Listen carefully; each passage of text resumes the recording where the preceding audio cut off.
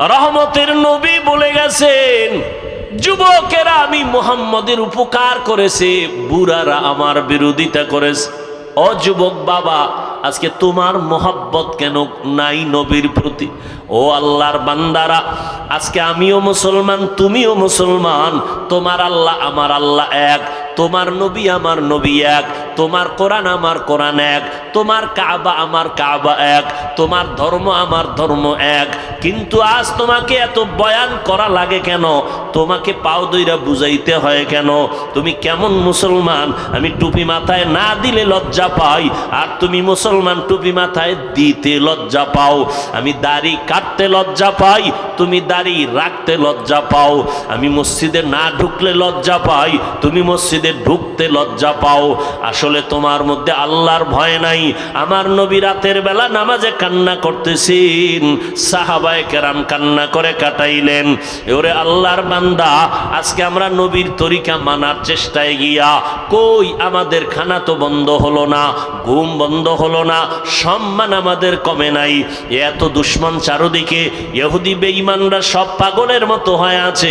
আলহামদুলিল্লাহ, এত বড় মহামারী করোনা গেল, এত বিপদ গেল, এরপরেও এই জমিনের মধ্যে কোনো কোরআনওয়ালা আলেম কারো কাছে গিয়া ভিক্ষা করে নাই। করোনায় না খাইয়া মরে গেলাম, কিছু টাকা দাও, একজন আলেম এমন করছে? করে নাই। স্কুল বন্ধ করোনায়, কলেজ বন্ধ করোনায়, ফ্যাক্টরি বন্ধ, ট্রেন বন্ধ, দোকানপাট বন্ধ, কিন্তু একটা কোরআনের মাদ্রাসাও বন্ধ হয় নাই। এরে আল্লাহর বান্দারা, আমি কিন্তু এই কথা বলি না রে যুবক, তুমি তাবলিগ না করলে জাহান্নামে যাইবা, চরমনাই যদি না যাও জাহান্নামে যাইবা। একবারও বলি নাই আমি পাঁচকল্লিওয়ালা, তোমার বিরুদ্ধে বলি নাই। তুমি যেই কোনো টুপি দাও বা না দাও, তোমাকে হিংসাও করি না রে বাবা।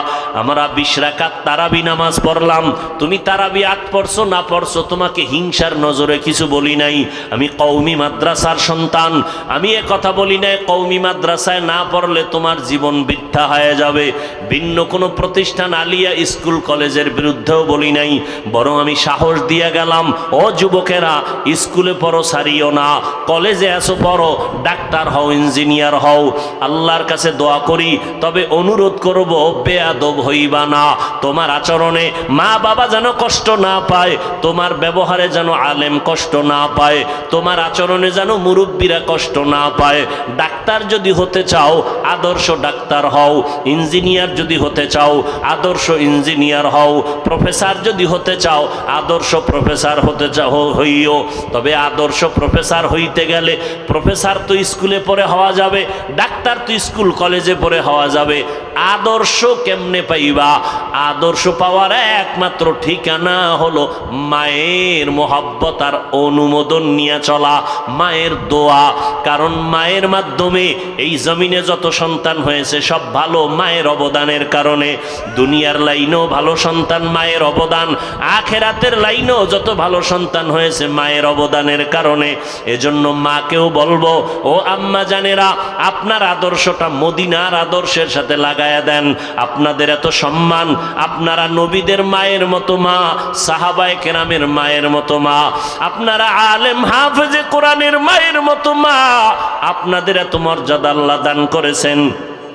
আপনারা আম্মাজান আয়েশা রাদিয়াল্লাহু আনহার মতো নারী, ফাতেমা রাদিয়াল্লাহু আনহার মতো নারী, আপনারা ইসমাঈল নবীর মা হাজরা আলাইহিস সালামের মতো নারী, আপনারা ঈসা নবীর মা মারিয়াম আলাইহিস সালামের মতো নারী, আপনারা নবীর স্ত্রী খাদিজা রাদিয়াল্লাহু তাআলা আনহার মতো দামি নারী। পৃথিবীর এক শ্রেষ্ঠ নিকৃষ্ট বেঈমান ফেরাউন, এত বড় বেঈমান, আল্লাহ যার উপরে বেজার হয় কোরআনে আয়াত নাজিল করলেন। ওই ফেরাউনের ঘরে আল্লাহ তার স্ত্রীকে জান্নাতি বানায় দিলেন। নাম কি? আসিয়া। আল্লাহ তাআলা আসিয়াকে এমন ভাবে কবুল করেছেন, আল্লাহর নবী বলেন, জান্নাতের মধ্যে আমি আখিরি নবীর সাথে হাসরের ময়দানে এই আসিয়ার সাথে আমার বিবাহের বন্ধন হয়ে যাবে। এরে আম্মা জানেরা, এত বড় বেঈমান ফেরাউন, তার ঘরে থাইকেও যদি আসিয়া আল্লাহর জান্নাতি হইয়া কবরে যাইতে পারে, আপনারা কেন পারবেন না? পর্দা করবেন, স্বামীর মাল হেফাজত করবেন, সন্তানটাকে আদর্শ ডাক্তার বানাবেন, কোরআন পড়াইয়া নবীর আদর্শওয়ালা ইঞ্জিনিয়ার বানাবেন। ওই সন্তান মরিয়া গেল আপনার জন্য দোয়া করতে ভুলবে না। এরে আম্মা জান, দুনিয়াতে কয়দিন আর বাঁচবেন? ও যুবক বাবারা, ওই মায়ের দোয়া নিয়ে সামনে আগাও। মা বাবার চোখের পানি আর দোয়া ছাড়া আমি বান্দা হয়ে চেয়ারে বসতে পারি নাই। মা বাবার চোখের পানি দোয়া ছাড়া তুমি টাকার মালিক হতে পারো নাই, বাড়ি গাড়ির মালিক হতে পারো নাই। মা বাবার চোখের পানি আর দোয়া ছাড়া ও সন্তান তুমি পরীক্ষায় ভালো নাম্বার পাও নাই। অতএব এই মা বাবার দোয়া নিয়ে আগাও। ও যুবক বাবা, তোমার মতো সন্তান স্কুল কলেজে পড়িয়াও 5 বেলার নামাজ পড়ে আছে না নাই? এটাও একটা নিদর্শন যে ইসলাম একটা পৃথিবীর শ্রেষ্ঠ শান্তির ধর্ম। ইসলামে সন্ত্রাসী নাই, সন্ত্রাসবাদ নাই। যারা বলে আছে ওরা সন্ত্রাসী, ওরা জালেম। ইসলাম জালেমদেরকে সাইজ করার জন্য আসছে। ইসলাম সন্ত্রাসীদের সন্ত্রাসী কর্মকাণ্ড বন্ধ করার জন্য আসছে। ইসলাম সন্ত্রাসকে সমর্থন করে না, সন্ত্রাসীকে প্রশ্রয় দেয় না। এই জন্য দুর্নীতিবাজ, সন্ত্রাসী, জালেমরা ইসলামকে পছন্দ করে না। কারণ ইসলাম অনুযায়ী চলতে গেলে চুরি চলবে না, ডাকাতি চলবে না, দুর্নীতি চলবে না। এজন্য সব দুর্নীতিবাজেরা ইসলামের বিপক্ষে কাজ করে, সব জালেমরা ইসলামের বিপক্ষে কাজ করে। আল্লাহ সব ভাইকে হেদায়াত দান করুন। তো যে কথা বলতেছিলাম, প্রত্যেকটা ভাষা শেখার জন্য ওই ভাষার নির্দিষ্ট অক্ষর আছে। ইংলিশ শেখার জন্য ইংরেজি আলাদা অক্ষর আছে, ABCD। ফার্সি ভাষা শেখার জন্য নির্দিষ্ট অক্ষর আছে। আরবি শেখার জন্য নির্দিষ্ট 29টি অক্ষর। অক্ষরগুলোর একক কোনো অর্থ নাই। স্বরে ও অর্থ নাই, ক অর্থ নাই, এ অর্থ নাই, বি অর্থ নাই, বে অর্থ নাই, পে অর্থ নাই, টে অর্থ নাই, আলিফ অর্থ নাই, বা অর্থ নাই। এই অক্ষরগুলো যখন মোরাক্কাব হয়, সংযুক্ত হয়, তখন অর্থ হয়। যেমন ক, ল, ম, 3টা অক্ষর এক সংযুক্ত হওয়ার পরে কি হলো? কলম। এখন অর্থ আছে না নাই? কলম মানে লেখার একটা যন্ত্র। এককভাবে আলিফ অর্থ নাই, লাম অর্থ নাই, মিম অর্থ নাই। আল্লাহ পাক কোরআনের শুরুতে অক্ষরগুলো দিলেন, যে কারণে পৃথিবীর সমস্ত মুফাসসিরিনে কেরাম লিখেছেন এই অক্ষরগুলোর সামনে বা নিচে ওয়াল্লাহু আলামু বিমুরাদিহি বিযালিক, আলিফ লাম মিম, আলিফ লাম রা হা মিম, তাহা কাফ হা ইয়া আইন সাদ। এগুলোর রহস্য কি, অর্থ কি, আল্লাহ ভালো জানেন। এ কথা লেখা সামনে দিয়ে তর্জমা শুরু করছেন তাফসীর কারকরা। প্রশ্ন হলো, আল্লাহ পাক এত সুন্দর এক কিতাব দিলেন, নাম কি? কোরআনুল করিম। এত সুন্দর এক কিতাব, যার সৌন্দর্যের বর্ণনা করে শেষ করা। দিলেন কে? আল্লাহ। তিনি কত সুন্দর। দিলেন কার কাছে? রহমতুল্লিল। তিনি কত সুন্দর। যে আল্লাহ কোরআন দিলেন সে আল্লাহ পাক, যার কোনো তুলনা। যার কাছে দিলেন রহমতুল্লিল আলামিন, তারও কোনো তুলনা। যেই জিনিসটা দিলেন কোরআন, এমন একটি কিতাব যার কোনো দ্বিতীয় তুলনা নাই। সে আল্লাহ কেমন কয় দেখলেই সওয়াব। যার কাছে দিলেন নবী, সে কেমন কয় তাকায়া থাকলেই সওয়াব।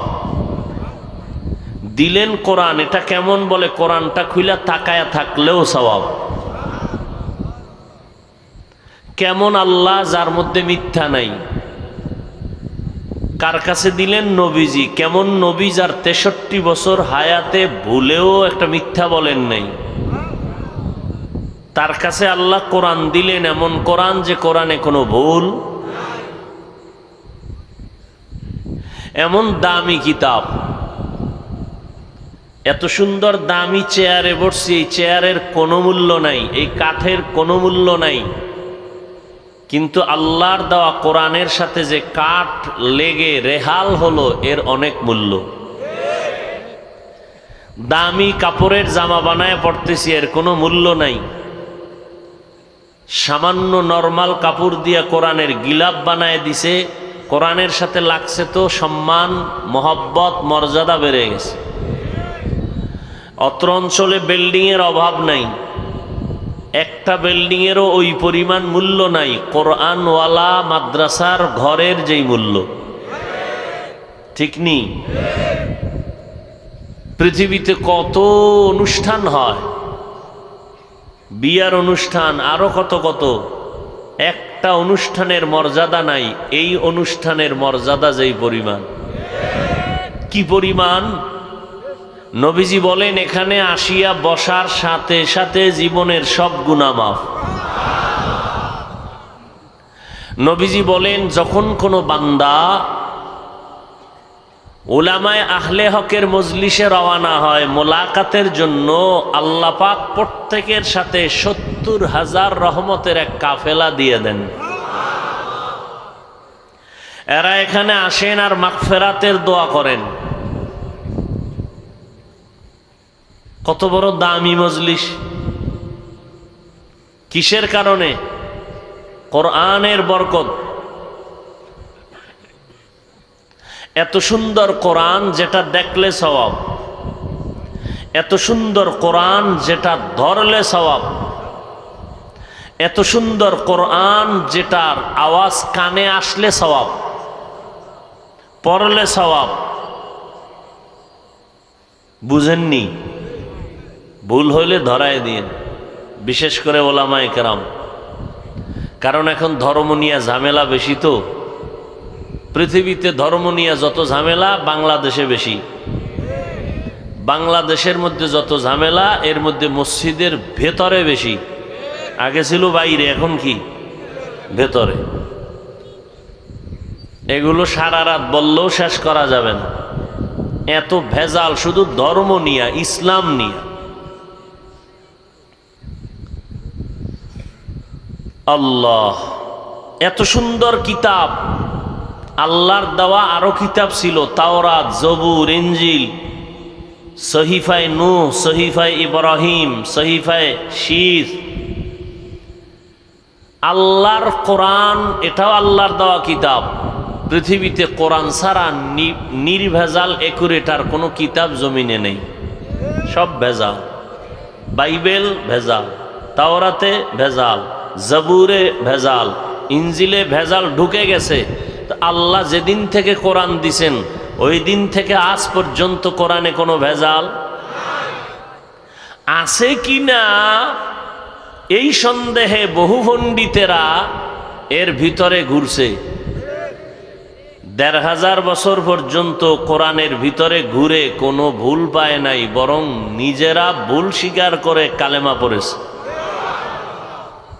কথা ঠিক না? কিন্তু কপাল খারাপ আমাদের, এই কোরআন নাজিল হলো রমাজানে, রমাজানের দাম বেড়ে গেছে। ঠিক নেই? রমাজানের কদরের রাতে কোরআন নাজিল শুরু, কদরের দাম ১০০০ মাস, ১০০ মাস, কয় হাজার?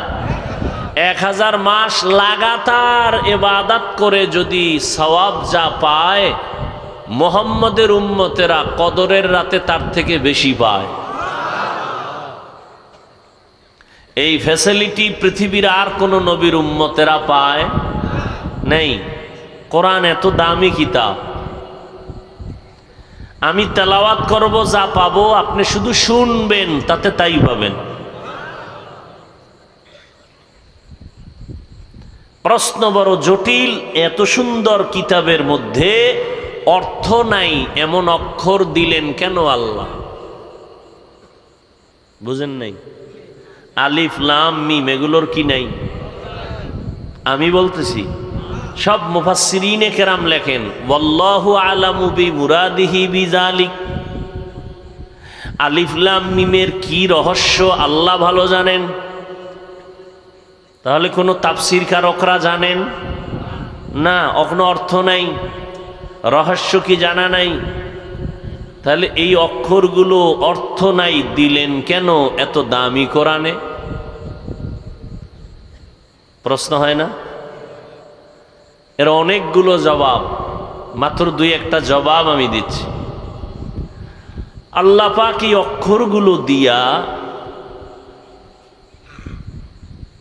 মুমিনের ঈমানকে যাচাই করতেছেন। ও মুমিন, তুমি কি আল্লাহর কোরআন পুরাটা বুঝলে মানবা নাকি না বুঝলেও মানবা? যদি কেউ বলে আমি আল্লাহর কোরআন বুঝলে মানি না বুঝলে মানি না, ও বাইতুল্লাহর ইমাম হলেও তাজা বেঈমান।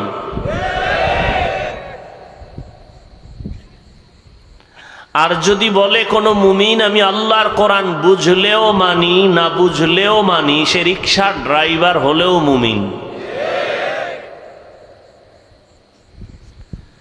যদি কোনো কপাল পোড়া বলে আমি না বুঝলে মানি না, তাকে প্রশ্ন করো আলিফ লাম মিমের কি বুঝছো?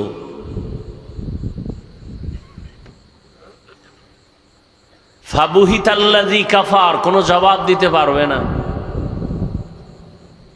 তাহলে মুমিনের ঈমান যাচাইয়ের জন্য আল্লাহ অক্ষর দিলেন, আমরা বুঝলেও মানি না বুঝলেও মানি। দ্বিতীয় জবাব, অহংকারীদের অহংকারকে জবাই করেছেন এই অক্ষর দিয়া।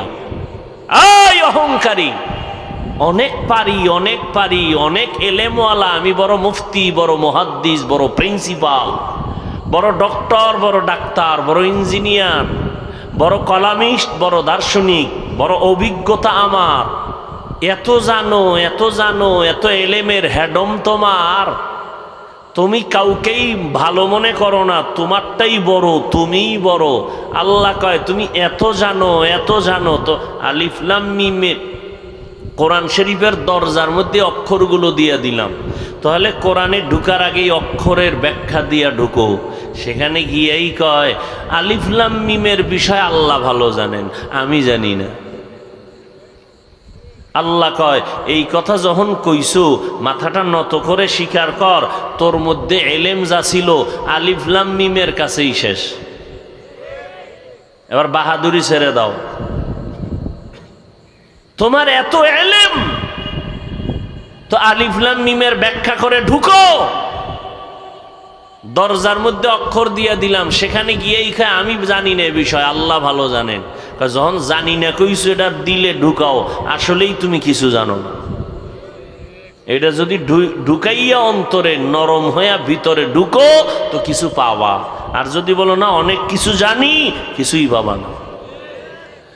পৃথিবীতে যত জাননেওয়ালা আছে এর মধ্যে শ্রেষ্ঠ জাননেওয়ালা রহমাতুল্লিল আলামিন। কথা ঠিক না? আল্লাহ এই কোরআন শরীফটা নবীকে দিছেন, ওজন কত? 250 গ্রাম। কোরআন শরীফের ওজন কত? আরে বলেন না কেন? একটা বাচ্চা ধরতে পারে না, এটা বেশি ওজন। হাকিকতে ওজন কত? লাউ আনজালনা হাযাল কুরআন আলা জাবালিন লারাইতাহু খাশিআম মুতাসাদ্দিআম মিন খাশিয়াতিল্লাহ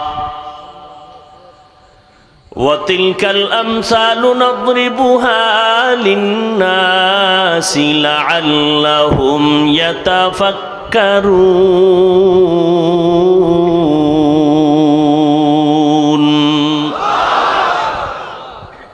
আল্লাহ যদি পাহাড়ের উপরে কোরআন নাজিল করতেন, পাহাড় ধসে পড়ত।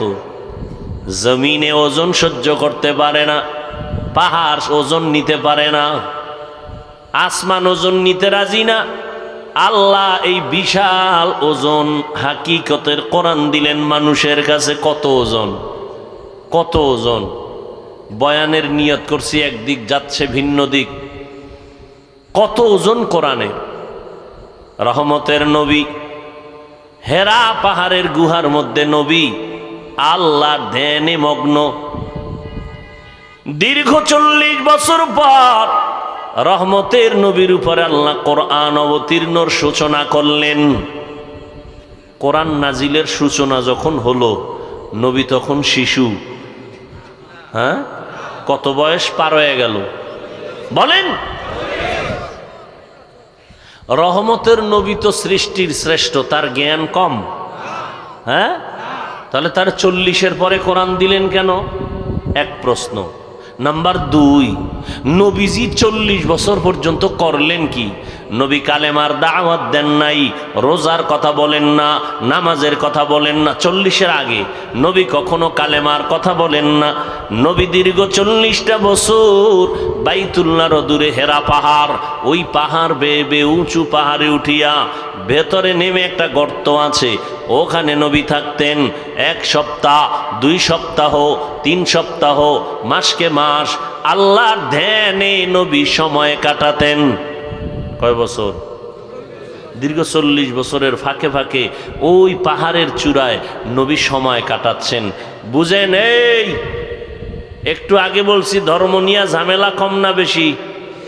হ্যাঁ, যারা মহাপণ্ডিত আপনারা খেয়াল করেন, শুনেন, আর জবাবগুলো জানা থাকলে জানেন, ভুল হলে ধরায় দেন। বাইতুল্লাহর দাম বেশি না হেরা পাহাড়ের দাম বেশি? যারা জানেন তারা বলেন, যারা জানেন না তারা মনের থেকে আন্দাজি কিছু বলবেন না। বাইতুল্লাহর দাম বেশি না হেরা পাহাড়ের গুহার দাম বেশি? কি ওলামায়ে কেরামও জানেন না? বাইতুল্লাহর দাম তো কোরআনের আয়াত দ্বারা স্বীকৃত।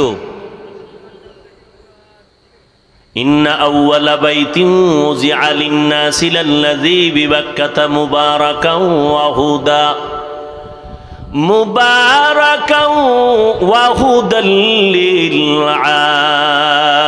আলামিন।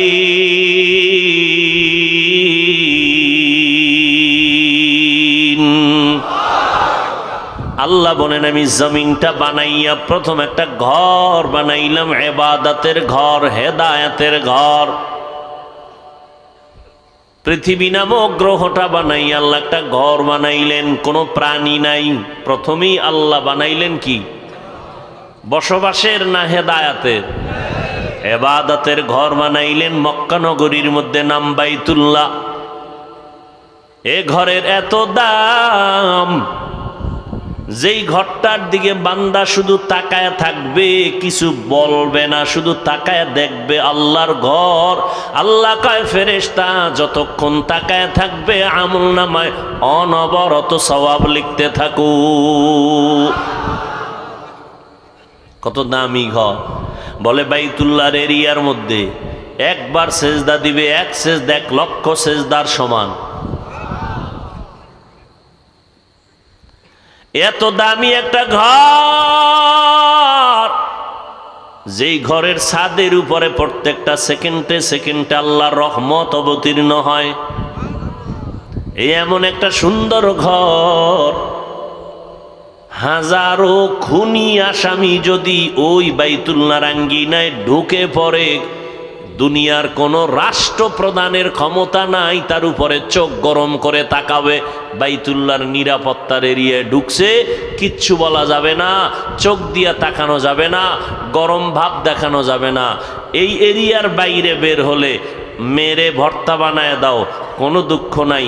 বাইতুল্লাহর নিরাপত্তার সীমানায় ঢুকছে, হাজারো খুনের আসামি ঢুকলেও কিছু বলার অধিকার। ওয়াত্তিনি ওয়াজ্জাইতুন ওয়া তুরি সিনিন ওয়া হাযাল বালাদিল আমিন। আল্লাহ বলেন, 4 জিনিসের শপথ আমি আল্লাহ করেছি। 3-এর কসম, জৈতুনের কসম। ওয়াত্তিনি ওয়াজ্জাইতুন, তুর পাহাড়ের কসম।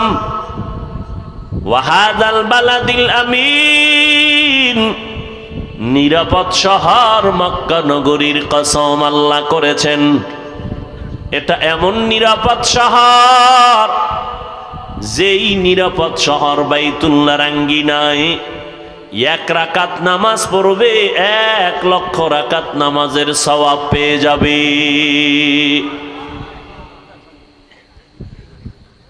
বরিশাল ভালো ভালো মসজিদ আছে না?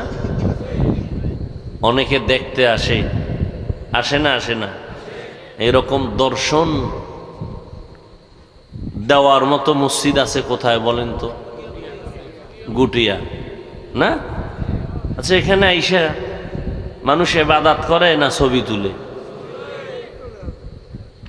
ঠিক নেই? কিয়ামতের আলামত।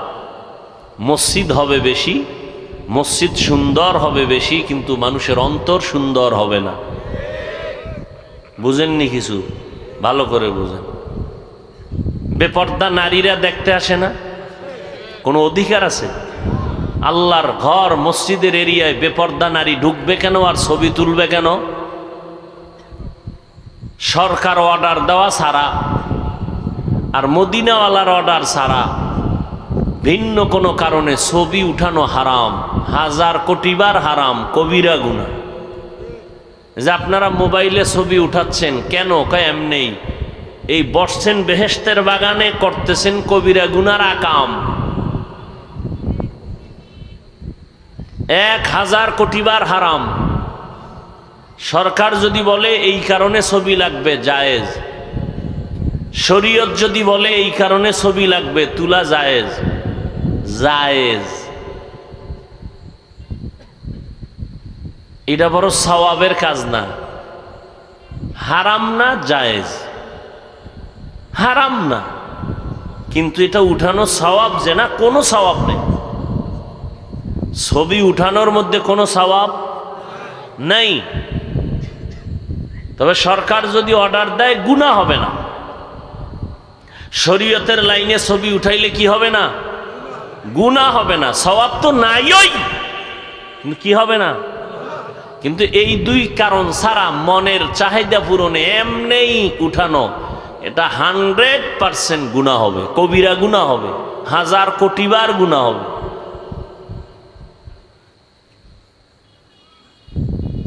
আপনি গুনাহ করবেন জেনে শুনে, আপনার জবাব আপনি দিবেন, আমার বলার দায়িত্ব বলে দিলাম। কিছু মহাপণ্ডিত বলবে তো ভিডিও করে, মহাপণ্ডিত আছে না? জাউজুবিল্লাহ না পারলেও হুজুরদের ভুল ধরে, এরকম কিছু বেয়াদব আছে না নাই? এরা বলবে ভিডিও বন্ধ করেন না কেন? আমরা চালু করতে বলি না, বন্ধ করার কথা বলি না। যদি এদের দ্বারা কোনো দিনের ফায়দা হয় তো ভালো, না হইলে তাদের গুনাহ হবে। আমরা এর পক্ষে কখনো বলি না যে এটা সওয়াবের কাজ। কিছু ফায়দা হয় এজন্য চুপ থাকি। আমার জানা মতে বহু আল্লাহর বান্দারা এই ইউটিউবের বয়ান শুনে দিনের পথে আসছে। এই কিছু ফায়দা হয় বিদায় চুপ থাকি, তার মানে এটা না যে এটা সওয়াবের কাজ। আমাদের মুরব্বীরা তো স্পষ্ট এগুলো পছন্দই করেন না। আর আপনারা পাগল হয়ে যান ছবি উঠানোর জন্য। পাগল একটা ছবি, লাভ কি? সেদিন এক বদমাস, চোরের ঘরের চোর, বলতেছে হুজুর একটা ছবি তুলি, যদি আল্লাহ উসিলায় মাফ করে দেয়। কত বড় নিকৃষ্ট ধর্মান্ধ, কতটা মূর্খ! নবী বলছেন হারাম, আমার অনুমতি দেওয়ার কোনো অধিকার আছে? এসে বলে হুজুর একটা ছবি তুলবো, অনুমতি দেন। নবী নিষেধ করছেন, আমি অনুমতি দিব কেন?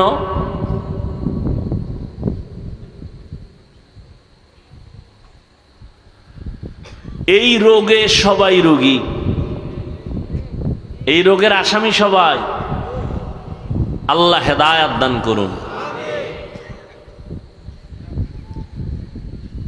বলেন তো বাইতুল্লাহর দাম বেশি না হেরা পাহাড়ের গুহার দাম বেশি? কি বুঝছেন? কি বুঝছেন এতক্ষণ এই যে বললাম, কি বুঝছেন কি? হ্যাঁ, বাইতুল্লাহর সাথে হেরা পাহাড়ের কোনো তুলনাই চলে না, কোনো তুলনা নেই। বাইতুল্লাহ তো বাইতুল্লাহ, হেরা পাহাড়ের কোনো মূল্য নাই বাইতুল্লাহর সামনে। কথা ঠিক? পৃথিবী নামক গ্রহ আল্লাহ বানায় প্রথম ঘর বানাইলেন বাইতুল্লাহ, ইবাদতের ঘর, বসবাসের ঘর না। কেন? পৃথিবীর চিফ গেস্ট আসবে মানুষ, আর এই চিফ গেস্ট আসবে ইবাদতের জন্য, বসবাসের জন্য না। এজন্য আল্লাহ ইবাদতের ঘর আগে বানাইছেন। দুনিয়াতে মানুষ এসে করবা আল্লাহর ইবাদত, বসবাসের জন্য আল্লাহ বানায় রাখছেন স্থায়ী ঠিকানা জান্নাত। ওখানে বসবাস করবে অনন্তকাল, শান্তি আর শান্তি। অশান্তি কি জিনিস বুঝবেও না। আর এখন মসজিদের ভিতরেও অশান্তি, নামাজের ভিতরে অশান্তি। এক রাকাত নামাজ পড়লে কত সওয়াব? একটু আগে না বলছি, একবার সুবহান আল্লাহ বলবেন, 1,00,000 বার সুবহান আল্লাহর সওয়াব আল্লাহ দান করবেন। এত দামি একটা ঘর ওই বাইতুল্লাহ সারিয়া, রহমতের নবী আমার দীর্ঘ 40 বছরের সীমানার ফাঁকে ফাঁকে নবী কেন হেরা পাহাড়ের গুহায় গিয়ে ধ্যান করলেন, সময় কাটালেন, সপ্তাহকে সপ্তাহ, মাসকে মাস। আম্মা জান খাদিজা রাদিয়াল্লাহু তাআলা আনহা, রহমতের নবী আসেন না, হেরা পাহাড়ের গুহার মধ্যে দীর্ঘদিন আল্লাহর ধ্যানে কাটাচ্ছেন। মহিলা মানুষ ওই জঙ্গল পাড়াইয়া, পাথরের পথ বানাইয়া ওই পাহাড়ের চূড়ায় গিয়া আম্মা জান আমার নবীর নাস্তা নিয়া পৌঁছায়া দিতেন। কেমন নবী আর কেমন বিবি! প্রশ্ন করছিলাম, বাইতুল্লাহর দাম বেশি নয় না হেরা পাহাড়ের দাম বেশি? এরকম কি বাইতুল্লাহর দাম বেশি না হেরা পাহাড়ের দাম বেশি? এখনো অনেকে সন্দেহের মধ্যে আছে। 1000 কোটি বার সন্দেহ মুক্ত ভাবে এটা মনে রাখেন, মুখস্থ করেন, বাইতুল্লাহর দাম হেরা পাহাড়ের কোনো তুলনাই নাই বাইতুল্লাহর সামনে। প্রশ্ন বড় জটিল। যেই বাইতুল্লাহ 1 সেজদা দিলে 1,00,000 সেজদার সওয়াব, সেই বাইতুল্লাহ ছেড়ে রহমতের নবী, সৃষ্টির শ্রেষ্ঠ নবী হেরা পাহাড়ের গুহায় গিয়া সময় কাটালেন কেন? ধ্যানে কাটালেন কেন? এই প্রশ্নের জবাব যদি আমার সোনার বাংলাদেশের টুপিওয়ালা মৌলবীরা জানতো, কোনদিন কোন মাওলানা পীর মুরিদির বিরুদ্ধে কথা বলতো না। ওরা জানে না, এজন্য পীর আউলিয়াদের বিরুদ্ধে কথা বলে, অলিয়া উলিয়াদের বিরুদ্ধে কথা বলে, বলে আমরা অলিয়া উলিয়া মানি না। আমি বলি যারা বলবে অলিয়া উলিয়া মানে না, তারা কোরআনও মানে না, বুখারী শরীফও মানে না, তারা ভণ্ড। তাদেরকে যারা ভণ্ড বলবে না, তারাও ভণ্ড।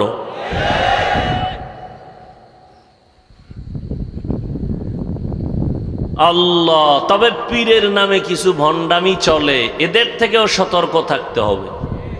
যেমন আহলে হক পীর মাশায়েখের বিরোধিতা করা যাবে না, তেমনি ভাবে পীরের নামে ভণ্ডদের সহযোগিতাও করা যাবে না। আমার দেশে এমনও পীর আছে, আউযুবিল্লাহ পারে না, সে মুজাদ্দিদে জামান। এরম পীরও আছে। আল্লাহ হেদায়াত দান করুন। ওই পীরদের হেদায়াত চাই না, কারণ ও তো আল্লাহকে জেনে শুনেই বিরুদ্ধাচরণ করে, পেটের ধান্দায়। হেদায়াত চাই উম্মতের জন্য, উম্মত যেন ওই ভণ্ডের থেকে ফিরে যায়।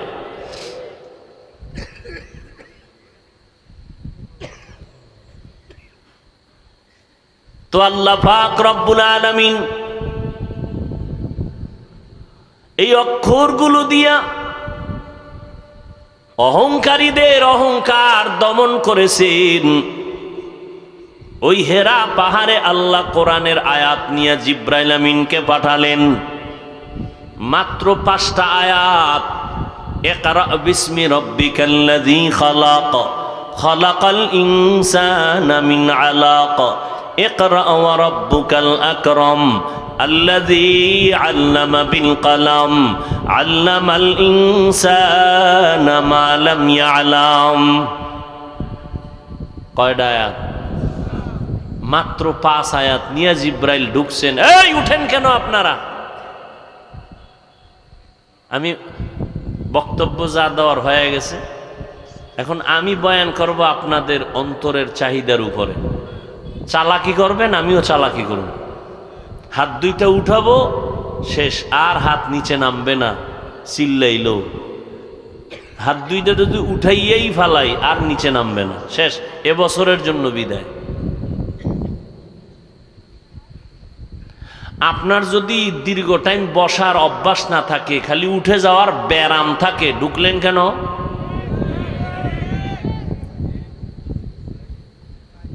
কেন ঢুকলেন আপনি?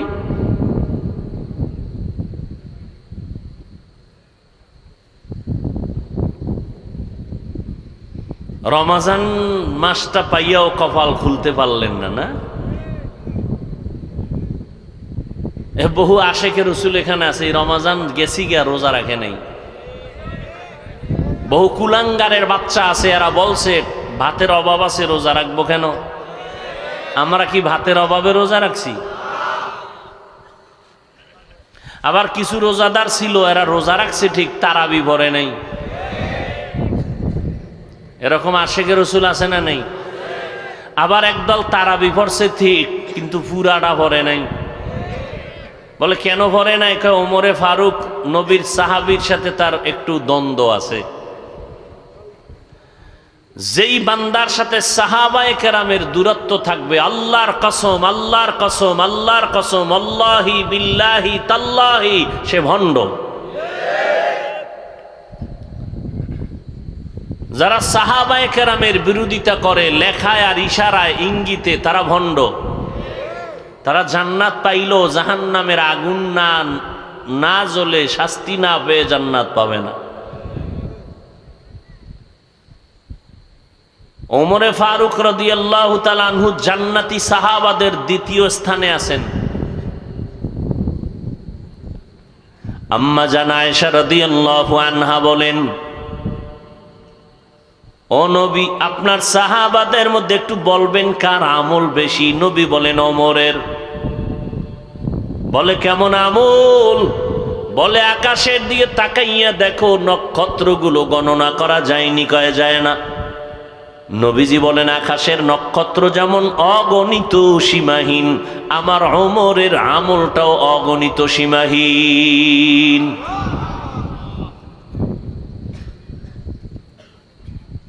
নবী বলেন লাউ কানা বাদি নবিয়্যুন লাকানা উমার, আল্লাহ যদি আমার পরে নতুন কাউকে নবী বানাইতেন, ওমরের আল্লাহ নবী বানাইতেন। ওই ওমরকে দূরে রাইখা যারা তারাবি নিয়া টাল বাহানা করছে, এদের খবর আছে। আপনার মাজায় ব্যথা সইতে পারেন না, কষ্ট, অন্য অজুহাতে আপনি যদি তারাবি 5 রাকাত 4 রাকাত 10 রাকাত পড়িয়াও না পড়েন, বাকিটা সময় না হয়, গুনাহ হবে না। আপনার মা হসপিটালে দৌড়ায় গেছেন, কিন্তু ওমরে ফারুকের সাথে যদি দূরত্ব মনে কইরা বাদ দেন, তো পিডা একটাও মাটি ধরতো না। খবর আছে, আপনি যত বড় মাস্তান হন না কেন, টের পাইবেন সময় মতো কত ধানে কত চাল।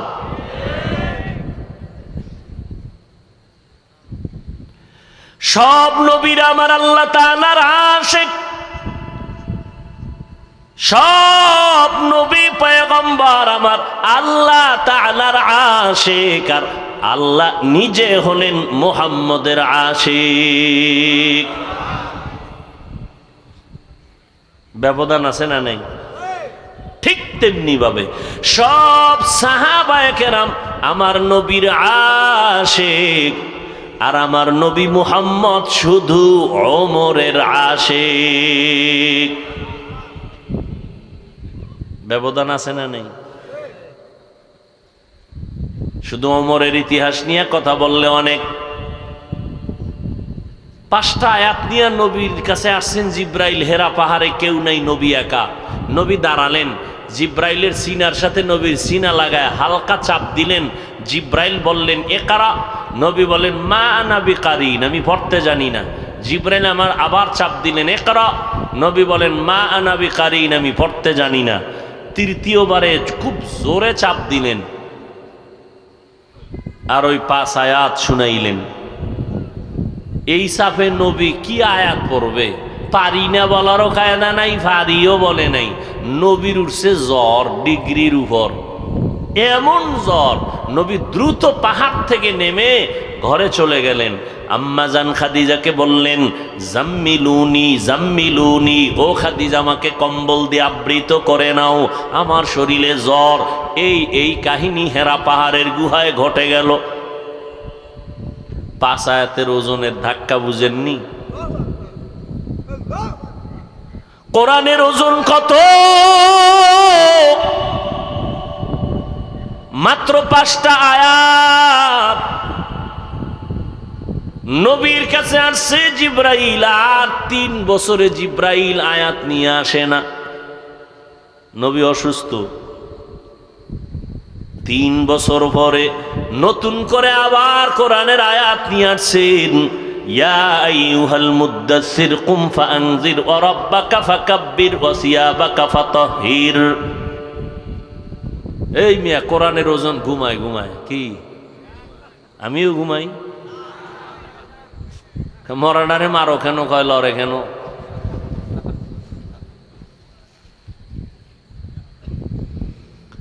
আল্লাহ,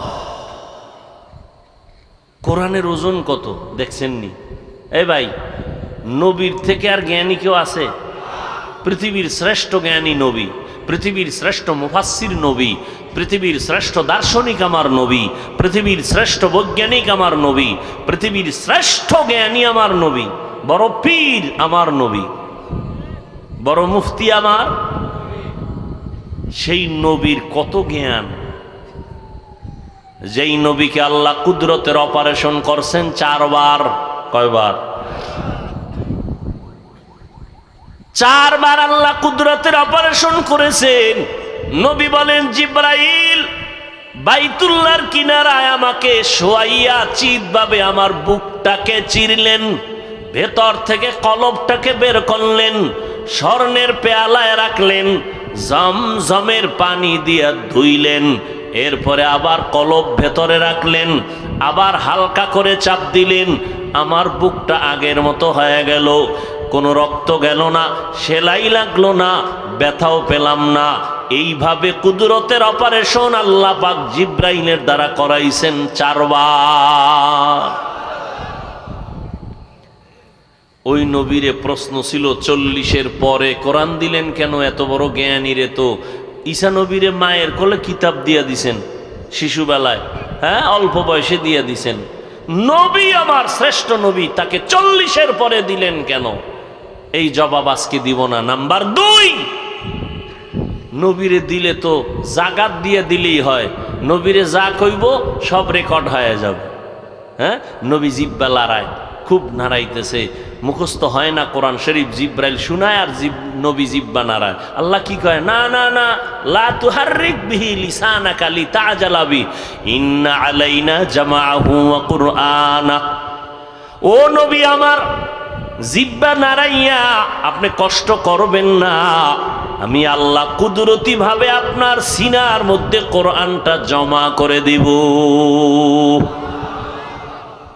আল্লাহ যদি নবীর সিনায় কোরআন জমা করে দেয়, 1 দিনের বেশি লাগে? 1 সেকেন্ড লাগে? লাগে না। কিন্তু জানেননি, জানলে জবাব দেন তো, সেই কোরআনটা নবীর কাছে কমপ্লিট, নবীর কাছে আসতে কতদিন লাগছে? হ্যাঁ, এরে বরিশালের পণ্ডিত মুমিন, যেই নবীর জ্ঞানের কোনো তুলনা নাই, আল্লাহ কোরআনে নিজে বলতেছেন নবী আপনি কষ্ট করবেন না, আমি কোরআনটা আমার কুদরতি ভাবে সিনায় জমা করে দিব। সেই কোরআন আমার নবীর কাছে আসতে গিয়ে 23 বছর লাগাইলেন কেন? এই প্রশ্নের জবাব যদি ভালো করে বুঝতা তাহলে রাতারাতি কোরআন পড়ে মুফাসসির হওয়ার স্বপ্ন দেখতা না। রাতারাতি কোরআন পড়ে মুফাসসির না, 23 বছর লাগছে রসুলের কাছে কোরআন আইতে, আর এটা বাংলা বইরা মুফাসসির। ভিজিটিং কার্ড করছে মুফাসসিরে কোরআন, কয় 1000 কার্ড করতে মুফাসসির লিখতে লাগছে কত? কয় 1000 কার্ডে নাম ঠিকানা লিখতে লাগছে মাত্র 400 টাকা। এইভাবে ভাগ করো 400 টাকার 1000 কার্ড, এর মধ্যে নাম আছে অনেকগুলো, শুধু মুফাসসিরের ভাগে কত পড়ছে? কত পয়সা লাগছে শুধু মুফাসসির শব্দটার ভিতরে? তো লেখলে তো আর পয়সাই লাগে না, এজন্য লিখে দিছে মুফাসসিরে কোরআন। যারা হাকিকতে তাফসীর করে গেছেন তারা কোনোদিন তাদের নামে মুফাসসির শব্দ লিখতে ভয় পেয়েছেন। আর আমরা আল্লামা লিখি, মুফাসসির লিখি, মুফতি লিখি, মুহাদ্দিস লিখি, মাইকের ঘোষণায় যদি মুফাসসিরে কোরআন না কয়, মুহাদ্দিস না কয়, তো মনে মনে খুব বরদোয়া আসে, কষ্ট আসে। আল্লাহ হেদায়াত দান করুন। আরো আস্তে করে বলুন, খারাপ লাগতেছে আপনাদের? আলিফ লাম মিম, আল্লাহ অক্ষরগুলো কেন দিয়েছেন এর আরো কয়েকটা জবাব আছে। সর্বশেষ আমার ফিনিশিং জবাব, এগুলো আসলে অর্থ আছে, বিনা অর্থে আল্লাহ কোরআনে এই শব্দগুলো দেন নাই। অবশ্যই অক্ষরের অর্থ আছে, কিন্তু অর্থগুলো দুনিয়ার কেউ জানেন না, একমাত্র আল্লাহ জানেন। কোন কোন মুফাসসিরিনে কেরাম বলেন নবীজিও জানেন, নবীজিও জানেন, কিন্তু নবী জানান না কেন উম্মতের? এটা বন্ধুর সাথে বন্ধুর কথা বলার পাসওয়ার্ড। পাসওয়ার্ড বন্ধুরে ছাড়া কেউ রে কয়নি, আল্লাহর সাথে বন্ধু মুহাম্মদের কথা বলার পাসওয়ার্ড। হ্যাঁ, সময় কম, সামনে আগাই। যালিকাল কিতাবু লা রাইবা ফি, এটা এমন একটা কিতাব যার মধ্যে কোনো সন্দেহ নাই, ভুল নাই। এখনো যদি কোনো মুমিন পণ্ডিত যদি দাঁড়াইয়া আল্লাহর কোরআনের ভুল বের করে দেও, আমি এখন দাড়িটা কেটে ফেলবো, কোরআনগুলো আগুন দিয়া জ্বালায় দিব, আল্লাহর বিরুদ্ধে ময়দানে কথা বলা শুরু করব। 1500 বছর পর্যন্ত কেউ পারে নাই, কিয়ামত পর্যন্ত কেউ পারবে না। ওই আল্লাহর কোরআন আল্লাহ কেন দিয়েছেন? আল্লাহ বলেন হুদাল্লিল মুত্তাকিন, আল্লাহ বলেন আমি মুত্তাকিনদের হেদায়েতের জন্য কোরআন দিলাম। মুত্তাকি কারা? কয় যাদের মধ্যে তাকওয়া থাকবে। তাকওয়া অর্থ কি? কয় বেশি বেশি জিকির করার নাম তাকওয়া না। এই আল্লাহর বান্দারা ভালো করে খেয়াল করেন, বেশি বেশি নামাজ পড়ার নাম তাকওয়া না, বেশি বেশি জায়নামাজে সময় কাটামার নাম তাকওয়া না, বেশি বেশি জিকির করার নাম তাকওয়া না। বলে তাকওয়া কি জিনিস? আল ইহতিরাজ আনিল মাসিয়া, গুনাহের থেকে বেঁচে থাকার নাম হলো তাকওয়া। হর কে দারত খৌফে হক দর দিল মাদাম, জান্নাতুল মাওয়া দেহদ রামাকাম, জুজবা হাকচি জে মখাজ ইনসুজা ফজলে উআমস্তে দরজুম লা জাহা। তাকওয়ার মূল কথা গুনাহ থেকে বেঁচে থাকা, এর নাম কি? তাকওয়া। বেশি বেশি নেক করার নাম তাকওয়া না, গুনাহ থেকে বেঁচে থাকার নাম তাকওয়া। নেক আমল করতে পারা বা না পারা নয় তো সফলতা, গুনাহ থেকে বেঁচে থাকাই হলো তাকওয়ার পূর্ণতা। নেক আমল করতে পারি আর না পারি, গুনাহ করা যাবে না, এটা হলো তাকওয়ার আসল কথা। নেক আমল করতে পারেন আর না পারেন, কি করা যাবে না? কুওয়াতেনে কি নাদারি বদমকুন বরওজুদে খদসাতম্বে হদমকুন। আল্লাহ বলেন আমি কোরআন দিলাম হেদায়েতের জন্য। বলে কাদের হেদায়াত? বলে মুত্তাকিনদের জন্য হেদায়াত। মুত্তাকি কারা? যাদের মধ্যে তাকওয়া আছে। তাকওয়া মানে আল্লাহর ভয়। আল্লাহর ভয়ের ব্যাখ্যা হলো গুনাহ করবে না, নেক আমল করতে পারা বা না পারা কোনো আশ্চর্য কিছু না, গুনাহ থেকে বেঁচে থাকাই হলো তাকওয়া। তাহলে মুত্তাকি কারা? যারা গুনাহ, বলেন বলেন। আচ্ছা, যারা গুনাহ করে না তারা মুত্তাকি। তারা কি? তারা কি হেদায়েতের উপরে আছে না নাই? আছে। আল্লাহ কি বলেন? আমি কোরআন দিলাম মুত্তাকিনদের হেদায়েতের জন্য। আরে মুত্তাকিনরা তো এমনিই হেদায়েতের উপরে আছে, কোরআন শরীফ আবার কিসের হেদায়েত করবে মুত্তাকিনদেরকে? মুত্তাকিনরা তো গুনাহ থেকে এমনিই বেঁচে আছে, গুনাহ থেকে বেঁচে থাকার কারণেই তো তাদের নাম মুত্তাকিন। তারা তো হেদায়েতের উপরেই আছে, আবার কোরআন কিসের হেদায়েত করবে মুত্তাকিনদেরকে? এর দুই জবাব। এক নাম্বার জবাব হলো আল্লাহ পাক বলেন আমি আল্লাহ মুত্তাকিনদের হাতে ধইরা জান্নাত পর্যন্ত পৌঁছানোর ব্যবস্থা করে দিব কোরআনের মাধ্যমে।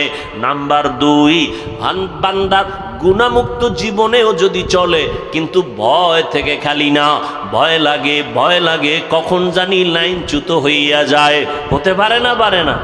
বড় বড়রাও কিন্তু লাইনচ্যুত হয়ে গেছেন, হেদায়েতের উপর থেকে ফসকে পড়ে গেছেন, হেদায়েতের লাইন থেকে ছিটকে পড়ে গেছেন। আল্লাহ কয় কোরআন আমি নাজিল করলাম মুত্তাকিনদের হেদায়েতের জন্য।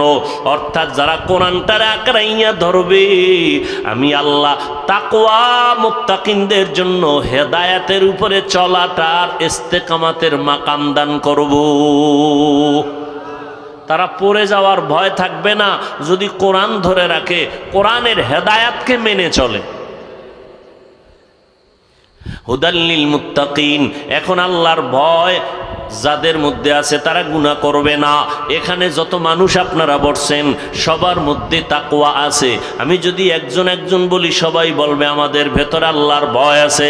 অথচ এখানে এমনও মানুষ বসছেন আজকে ফজরের নামাজ পড়ে নাই, জহুর পড়ে নাই, আসর পড়ে নাই, মাগরিব পড়ে নাই, এশা পড়ে নাই। নাই? সেও বলে আমি আল্লাহকে ভয় করি। যাদের দাড়ি নেই তারা বলে আল্লাহকে ভয় করি। যারা বেপরদায় চলে তারাও বলে আল্লাহকে ভয় করি। যারা নেশা পান করে তারাও বলে আমি আল্লাহকে ভয় করি। আমি যদি বলি ওই লোকটা আল্লাহরে ভয় করে, এই লোকটা করে না, তো একটা ফিডাফিডি বাজবে নি? বলে তুমি বলার কে? আমি দাড়ি কামাইলেও কি না কামাইলেও কি, তুমি বলার কে? আমার মধ্যে তাকওয়া নাই। আল্লাহ কয় তুমি হুদা কইয়া ঝগড়া লাগায় না, আমি আল্লাহ কোরআনেই কিছু নিদর্শন দিয়ে দিলাম, এটি বয়ান করে শোনাও। আল্লাহ বয়ান করে শুনাইতেছেন। আসলে বুঝবা কার মধ্যে আল্লাহর ভয় আছে, তাকওয়া আছে। যার মধ্যে 6টা গুণ আছে তার মধ্যে প্রমাণ হবে আল্লাহর ভয় আছে, তাকওয়া আছে। যার মধ্যে 6টা গুণ নাই তার মধ্যে তাকওয়া নাই। 1 নাম্বার গুণ হুদাল্লিল মুত্তাকিন আল্লাযীনা ইউমিনুনা বিল গায়ব ওয়া ইউকিমুনাস সালাহ ওয়া মিম্মা রাযাকনাহুম ইউনফিকুন ওয়াল্লাযীনা ইউমিনুনা বিমা উনজিলা ইলাইকা ওয়া মা উনজিলা মিন ক্বাবলিক ওয়া বিল আখিরাতি হুম ইউকিনুন। 6টা গুণ যার মধ্যে আছে তাদের মধ্যে তাকওয়া আছে। ঘোষণাকার এই যে 6 গুণওয়ালারা তাকওয়া পাইল, এরা মুত্তাকি হয়ে গেল। এদের পুরস্কারও আছে, দুনিয়াতে 6টা, আখিরাতে 2টা। মুত্তাকি কাকে বলবে? যার মধ্যে কয় গুণ পাওয়া যাবে বলেন? এদের আবার দুনিয়াতে পুরস্কার 6টা, আখিরাতে 2টা। আখিরাতের প্রথম পুরস্কার বিনা হিসাবে জান্নাত। আরো আস্তে করে বলেন। আখিরাতে মুত্তাকিনদের প্রথম পুরস্কার বিনা হিসাবে জান্নাত। দ্বিতীয় পুরস্কার পর্দা ছাড়া ডাইরেক্ট আমার আল্লাহর সাথে হবে তার মোলাকাত। या इलाही मुझसे मुझको दूर कर ताके देखो मुझ में तुझको एक नजर या इलाही तू मेरा माबूद है या इलाही तू मेरा माशूक है। মুত্তাকিনদের 6 গুণ ওয়ালা যদি হতে পারে, দুনিয়াতে পুরস্কার 6টা, আখিরাতে 2টা। 1 নাম্বার গুণ হলো আল্লাহ তাআলা বলেন ইউমিনুনা বিল গায়ব, গায়বের মালিক আমার আল্লাহ, এই কথার উপরে বিশ্বাস রাখবে। আল্লাহ যেই কুদরতের ইলমের দ্বারা গায়েব জানেন, এইভাবে গায়ব আর কেউ জানে না। জানে গায়বের মালিক কে? قل لا يعلم من في السماوات والأرض الغيب إلا الله। হে নবী, আপনি বলে দেন আসমানের বাসিন্দারা গায়েব জানে না, জমিনের বাসিন্দারা গায়েব জানে না, একমাত্র কে জানেন? একমাত্র আল্লাহ জানেন। ও নবীর আশিক, এটা ঈমান বিশ্বাস রাখতে হবে। অদৃশ্যের গায়েবের মালিক আমার আল্লাহ। আল্লাহ যেই সিস্টেমে গায়েব জানেন, এই সিস্টেমে দুনিয়ার কোনো মাখলুক গায়েব জানে না। যদি কেউ মনে মনে ভাবে হ্যাঁ জানে, ভাবার নাম, মনে করার নাম শিরিক। যারা মনে করবে তাদের নাম মুশরিক। আল্লাহ বলেন আমাই ইউশরিক বিল্লাহ ফাকাদ হারামাল্লাহু আলাইহিল জান্নাহ। যারা শিরিকের গুনাহ করবে তাদের জন্য জান্নাত হারাম। 6 গুণের প্রথম গুণ, অন্তরে বিশ্বাস রাখো গায়েবের মালিক কেউ না, একমাত্র আল্লাহ জানেন। কোনো পীর গায়েব জানেনি, কোনো মুফতি গায়েব জানেনি, কোনো নবী গায়েব জানেনি, কেউ জানে না। কে জানেন? এটা আমাদের বড় এক ঈমানের অংশ। মুত্তাকিনদের দ্বিতীয় গুণ হলো ওয়ায়ুকিমুনাস সালাহ, নামাজ কায়েম করা। কি ও যুবকেরা, নামাজ কি করা? কায়েম করা। নামাজ পড়া ভিন্ন কথা, নামাজ কায়েম করা ভিন্ন কথা। একা একা নামাজ পড়লা, এটা নামাজ কায়েম হবে না। নামাজ কায়েমের কয়েকটা অর্থ। 1 নাম্বার অর্থ, জামাআতের সাথে নামাজ আদায় করো, এর নাম কায়েম করা। কায়েমের অর্থ কি? নামাজ জামাতের সাথে আদায় করা। এতটুকু বয়ান শুনে যদি বাড়ি যায়, তাহলে বাসায় গিয়ে একটা প্যাচ লাগাইব ফজরের সময়। ম্যাডামকে বলবে আজকে হাফিজ ভাই বললেন নামাজ কায়েমের অর্থ জামাতে নামাজ পড়া। আল্লাহ নামাজ কায়েম করতে বলছেন, এতদিন আমি একা করছি, চলো তুমিও মসজিদে চলো, আজকে থেকে জামাতে নামাজ কায়েম করতে হবে। এই প্যাচ লাগাইয়েই তো আমাদের কিছু ভাইরা নারীদেরকে বাইরে নামানোর ষড়যন্ত্রে লিপ্ত। কথা ঠিক না? আরে আম্মা জানেরা ঘরের মধ্যে নিরাপত্তা পায় না, বাইরে নামলে উপায় কি? আল্লাহ হেদায়েত দান করুন। এরে নবীর আশিক, কায়েম করার আর একটা তর্জমা হলো সময়ের মধ্যে নামাজ আদায় করার নাম কায়েম করা। পুরুষেরা নামাজ জামাতে পড়ো, কায়েম হবে। আম্মা জানেরা জামাতে পড়া লাগবে না, ঘরের কিনারায় নির্জন জায়গায় নামাজ পড়বেন সময়ের মধ্যে, অক্তের ভিতরে। জহুরের অক্তের নামাজ যেন আসরের মধ্যে ঢুকে না যায়, আসরের অক্তের নামাজটা যেন মাগরিবের অক্তে ঢুকে না যায়। ঠিক সময়ের মধ্যে ঘরের মধ্যে নামাজ পড়বেন। মদিনার নবী বলেন পুরুষেরা মসজিদে গিয়া নামাজ পড়ে যত সওয়াব পাবে, মহিলারা ঘরের ভিতরে পড়ে সমান সওয়াব পাবে। তাহলে মহিলার মর্যাদা কমলো না বাড়লো? পুরুষেরা কষ্ট করে মসজিদে গিয়ে যা পাবে, মহিলারা কষ্ট ছাড়া ঘরের ভিতরে তাই পাবে। নারীর এত সম্মান আমার আল্লাহ দান করেছেন।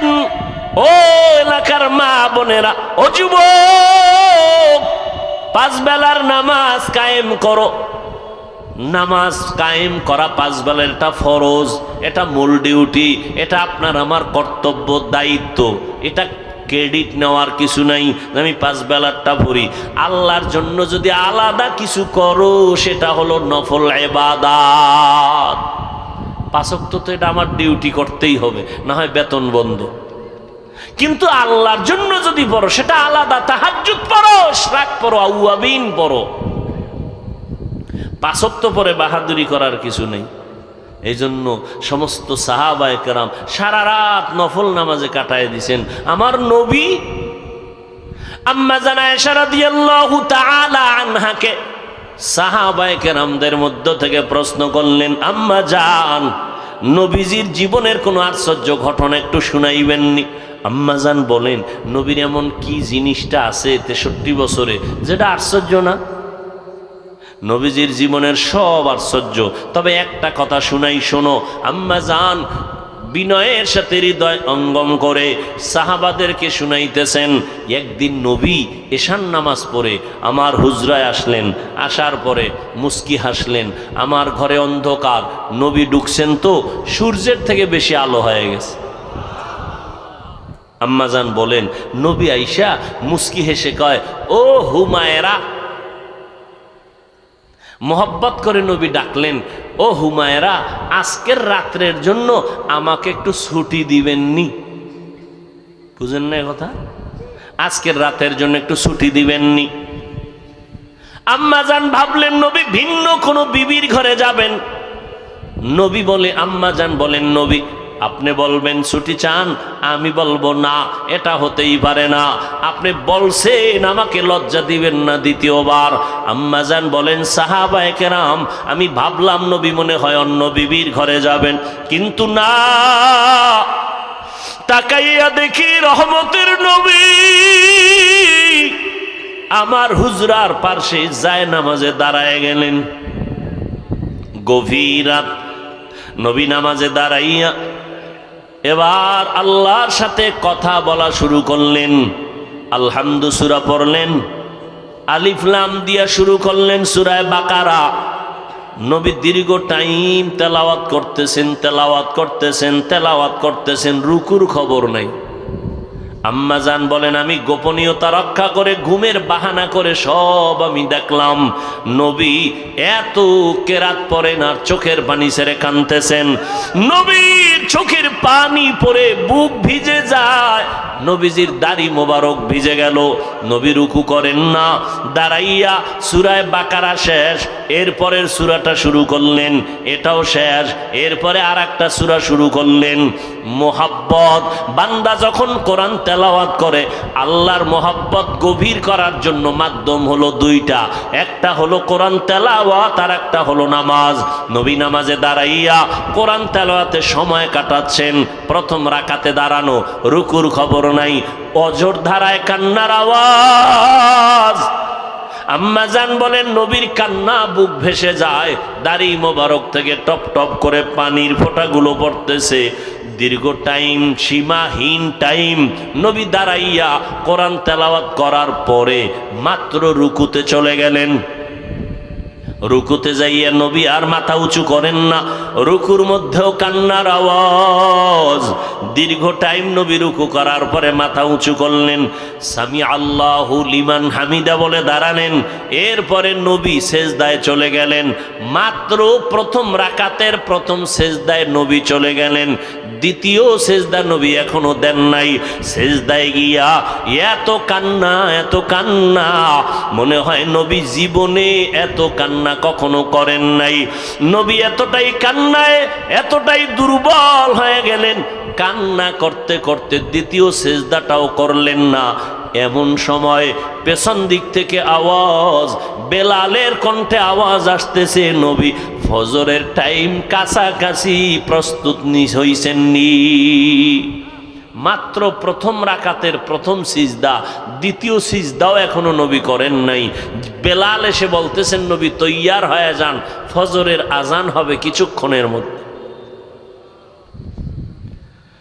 রহমতের নবী সারাটা রাত কান্নায় কাটিয়েছেন।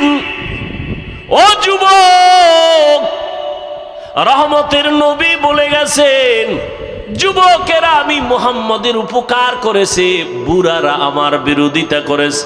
ও যুবক বাবা, আজকে তোমার মোহাব্বত কেন নাই নবীর প্রতি? ও আল্লাহর বান্দারা, আজকে আমিও মুসলমান, তুমিও মুসলমান, তোমার আল্লাহ আমার আল্লাহ এক, তোমার নবী আমার নবী এক, তোমার কোরআন আমার কোরআন এক, তোমার কাবা আমার কাবা এক, তোমার ধর্ম আমার ধর্ম এক, কিন্তু আজ তোমাকে এত বয়ান করা লাগে কেন? তোমাকে পাও দইরা বুঝাইতে হয় কেন? তুমি কেমন মুসলমান? আমি টুপি মাথায় না দিলে লজ্জা পাই, আর তুমি মুসলমান টুপি মাথায় দিতে লজ্জা পাও। আমি দাড়ি কাটতে লজ্জা পাই, তুমি দাড়ি রাখতে লজ্জা পাও। আমি মসজিদে না ঢুকলে লজ্জা পাই, তুমি মসজিদে ঢুকতে লজ্জা পাও। আসলে তোমার মধ্যে আল্লাহর ভয় নাই। আমার নবী রাতের বেলা নামাজে কান্না করতেছেন, সাহাবায়ে কেরাম কান্না করে কাটাইলেন। ওরে আল্লাহর বান্দা, আজকে আমরা নবীর তরিকা মানার চেষ্টায় গিয়া কই আমাদের খানা তো বন্ধ হলো না, ঘুম বন্ধ হলো না, সম্মান আমাদের কমে নাই। এত দুশ্মন চারদিকে, ইহুদি বেঈমানরা সব পাগলের মতো হয়ে আছে। আলহামদুলিল্লাহ, এত বড় মহামারী করোনা গেল, এত বিপদ গেল, এরপরেও এই জমিনের মধ্যে কোনো কোরআনওয়ালা আলেম কারো কাছে গিয়া ভিক্ষা করে নাই। করোনায় না খাইয়া মরে গেলাম, কিছু টাকা দাও, একজন আলেম এমন করছে? করে নাই। স্কুল বন্ধ করোনায়, কলেজ বন্ধ করোনায়, ফ্যাক্টরি বন্ধ, আর ট্রেন বন্ধ, দোকানপাট বন্ধ, কিন্তু একটা কোরআনের মাদ্রাসাও বন্ধ হয় নাই। এরে আল্লাহর বান্দারা, আমি কিন্তু এই কথা বলি না রে যুবক, তুমি তাবলিগ না করলে জাহান্নামে যাইবা, চরমনাই যদি না যাও জাহান্নামে যাইবা। একবারও বলি নাই আমি পাঁচকল্লিওয়ালা, তোমার বিরুদ্ধে বলি নাই। তুমি যেই কোনো টুপি দাও বা না দাও, তোমাকে হিংসাও করি না রে বাবা। আমরা 20 রাকাত তারাবি নামাজ পড়লাম, তুমি তারাবি 8 পড়ছো না পড়ছো, তোমাকে হিংসার নজরে কিছু বলি নাই। আমি কওমি মাদ্রাসার সন্তান, আমি এ কথা বলি নাই কওমি মাদ্রাসায় না পড়লে তোমার জীবন বৃথা হয়ে যাবে। ভিন্ন কোনো প্রতিষ্ঠান, আলিয়া স্কুল কলেজের বিরুদ্ধেও বলি নাই, বরং আমি সাহস দিয়ে গেলাম, ও যুবকেরা, স্কুলে পড়ো সারিও না, কলেজে আসো পড়ো, ডাক্তার হও, ইঞ্জিনিয়ার হও। আল্লাহর কাছে দোয়া করি, তবে অনুরোধ করব বেয়াদব হইবা না। তোমার আচরণে মা বাবা যেন কষ্ট না পায়, তোমার ব্যবহারে যেন আলেম কষ্ট না পায়, তোমার আচরণে যেন মুরব্বীরা কষ্ট না পায়। ডাক্তার যদি হতে চাও, আদর্শ ডাক্তার হও। ইঞ্জিনিয়ার যদি হতে চাও, আদর্শ ইঞ্জিনিয়ার হও। প্রফেসর যদি হতে চাও, আদর্শ প্রফেসর হতে চাও হইও। তবে আদর্শ প্রফেসর হইতে গেলে, প্রফেসর তো স্কুলে পড়ে হওয়া যাবে, ডাক্তার তো স্কুল কলেজে পড়ে হওয়া যাবে। আদর্শ কেমনে পাইবা? আদর্শ পাওয়ার একমাত্র ঠিকানা হলো মায়ের মোহাব্বত আর অনুমোদন নিয়ে চলা, মায়ের দোয়া। কারণ মায়ের মাধ্যমে এই জমিনে যত সন্তান হয়েছে সব ভালো মায়ের অবদানের কারণে। দুনিয়ার লাইনেও ভালো সন্তান, মায়ের অবদান। আখেরাতের লাইনেও যত ভালো সন্তান হয়েছে মায়ের অবদানের কারণে। এজন্য মাকেও বলবো, ও আম্মা জানেরা, আপনার আদর্শটা মদিনার আদর্শের সাথে লাগায়া দেন। আপনাদের এত সম্মান, আপনারা নবীদের মায়ের মতো মা, সাহাবায়ে কেরামের মায়ের মতো মা, আপনারা আলেম হাফেজে কোরআনের মায়ের মতো মা, আপনাদের এত মর্যাদা আল্লাহ দান করেছেন। আপনারা আম্মাজান আয়েশা রাদিয়াল্লাহু আনহার মতো নারী, ফাতেমা রাদিয়াল্লাহু আনহার মতো নারী, আপনারা ইসমাইল নবীর মা হাজরা আলাইহা সালামের মতো নারী, আপনারা ঈসা নবীর মা মারিয়াম আলাইহা সালামের মতো নারী, আপনারা নবীর স্ত্রী খাদিজা রাদিয়াল্লাহু তাআলা আনহার মতো দামি নারী।